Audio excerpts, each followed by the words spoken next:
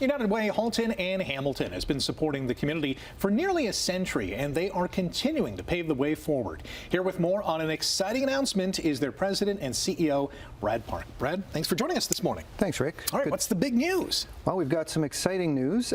4 United Ways in the region have decided to join forces. So United Ways of Brant, Haldimand and Norfolk, Halton and Hamilton, and United Way Niagara have agreed to come together and create a new entity that will be United Way Golden Horseshoe. So this is the biggest evolution of a United Way in our region. We're really excited about that. What prompted this change?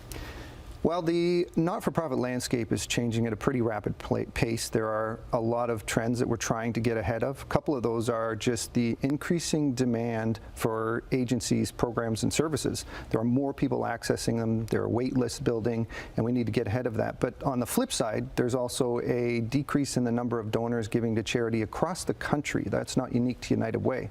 So less donors giving more is the trend, and in order to try and get in front of a couple of those trends, our boards have decided to join forces. So why now? Why wasn't this done before, and why can't you wait?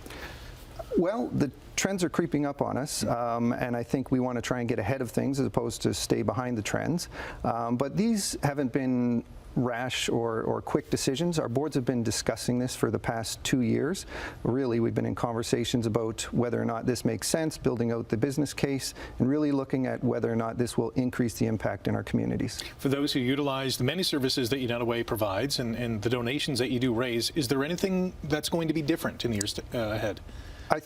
I mean, the main thing that will be different is our name, our brand, and our logo, but I think what individuals in our community will see is the similar relationships that they've had in the past. The programs and services will remain the same. The fun events and the things that we do in community will remain the same. What's local stays local, so what we raise in a community stays in a community, and that's important for donors to know. If they give $1 in Niagara, those dollars will remain in that region, and the same goes for every other region. I was going to ask about that, and that's important because donors want their money to stay where they live and what they impact.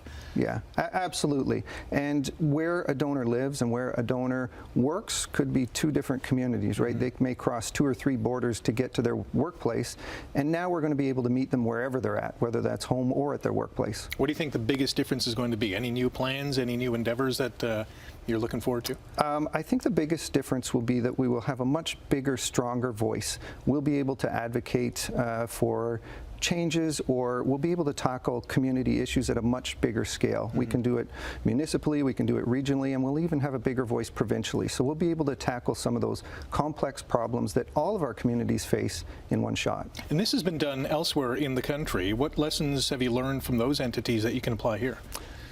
Yeah, for United Ways, it's been done across the country. We've gone from about 120 United Ways down to about over 50 United Ways in the past decade. So just in Halton and Hamilton and Niagara alone, we both amalgamated about a decade ago. So we've learned a lot from that, and we know the number one thing is that that local flavor, that local piece must stay intact. So we cannot reduce those parts. We have to actually increase those parts. If any of our viewers want more information on the new United Way, where can they go? They can visit our brand new website at uwgh.ca, or if you want to get involved, reach out to us. We're happy to help you donate, volunteer, or get involved in community initiatives. Really quick, we have a big gala coming up in mid-April. Where can we get tickets? We do. You can visit our website at uwgh.ca. Okay. One-stop shop. Brad, thanks for joining us this morning, and best of luck going forward. Thank you, Rick. All right, more Morning Live coming up. Good morning.